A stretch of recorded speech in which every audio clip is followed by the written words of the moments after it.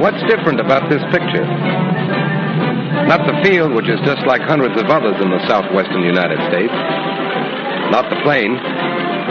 You've seen a Curtiss P-40 before. But there is something unique in the picture. It's the pilot. He could be Dick Brown from Sioux City or Frank Jones from Springfield. But he's not. He's Li Yan from Chongqing, China. 现在我们已经接受了近代的空军教育和配备了世界上优良的飞机。当我们在 This man is a Chinese air cadet, one of hundreds over here to take a postgraduate course in aviation, combat aviation. First class, English. Tough? Just as tough as it would be for any of us to learn Chinese. But these fellows take it in their stride. And blow as you see me do, everybody.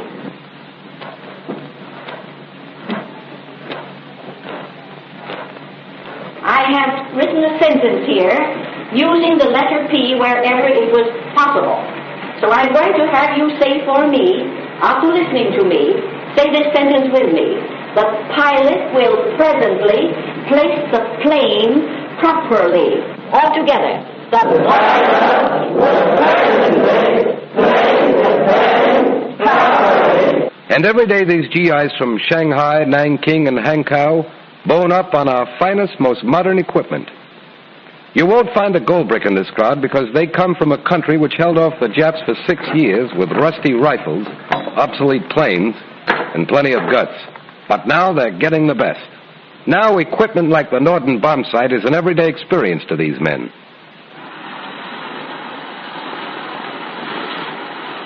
And believe me, every cadet who looks through that eyepiece sees Tokyo below. Like that. Yes, it's a little different for these fellows. They come overseas to train and go home to fight. Hiya, Shang. Hello, Lynn. You can't wear out these guys. They fly the clock around, piling up hours, experience, and skill. Their training wasn't in Tennessee with red and blue armies. They trained like all the cadets. On the burning fields of China, the Blue Army was the deadly, efficient Jap war machine. You can't stop these boys. They know the importance of a crack Air Force, and they didn't learn it from headlines or newsreels.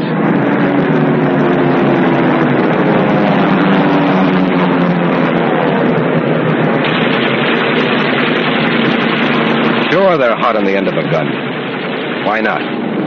They grew up with their forefingers curled around a trigger waiting for a Jap to cross their sights. As they soar over our land, they remember the Jap ships that zoomed down at them, strafing their mothers and fathers and brothers. And they remember the whistling of bombs and the sight of their homes and towns in flames.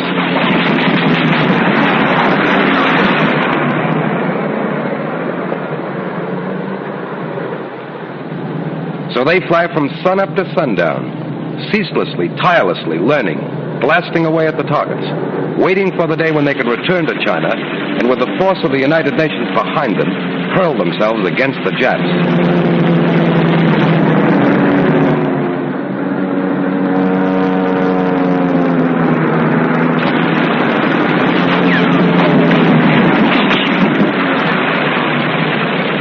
These are angry men, but they're free men, and they sing of a new world they're making.